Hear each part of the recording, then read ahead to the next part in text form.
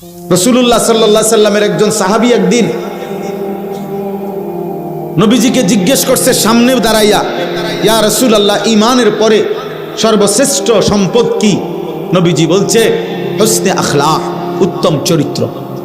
ওই সাহাবী ডান দিকে দাঁড়াইয়া আবার জিজ্ঞেস করছে, ইয়া রাসূলুল্লাহ, ঈমানের পরে সর্বশ্রেষ্ঠ নিয়ামত কি? নবীজি আবার বলছে হুসনে আখলাক, উত্তম চরিত্র।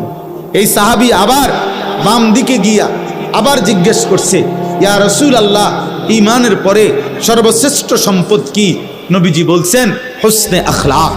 এই সাহাবী আবার পিছন দিকে দাঁড়ায়া আবার জিজ্ঞেস করছেন, ইয়া রাসূলুল্লাহ, ঈমানের পরে সর্বশ্রেষ্ঠ সম্পদ কি? আল্লাহর নবী বললেন, সাহাবী, তুমি কি বুঝতেছো না? উত্তম আখলাক, উত্তম আখলাক, উত্তম আখলাক, উত্তম আখলাক। তুমি যদি 1000 বারও বলো, আমি মুহাম্মদ 1000 বারই বলবো।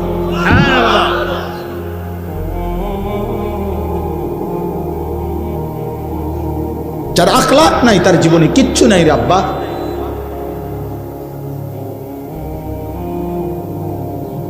তুমি বুঝো না, পৃথিবীর কেউ বুঝে না। না,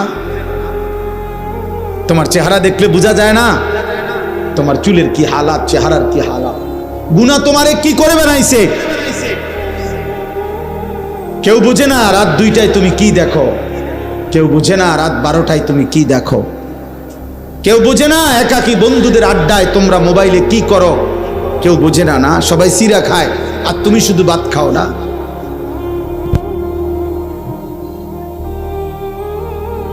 তুমি শুধু চালাক এই পৃথিবীতে, না, আর বাকি সব বোকা।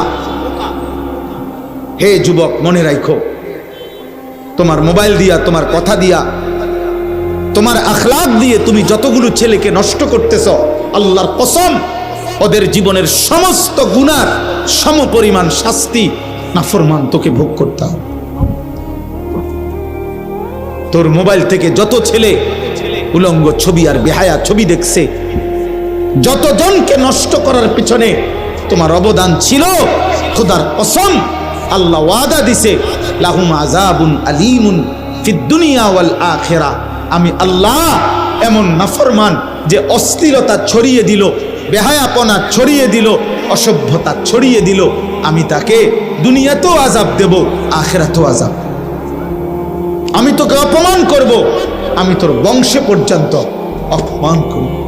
এজন্য কোনো নাফরমান পাপী আর কোনোদিন মানুষ নামে পৃথিবীতে উচ্চারিত হয় না। বা পরে আজীবন মানুষ পাপের নামে ডাকে।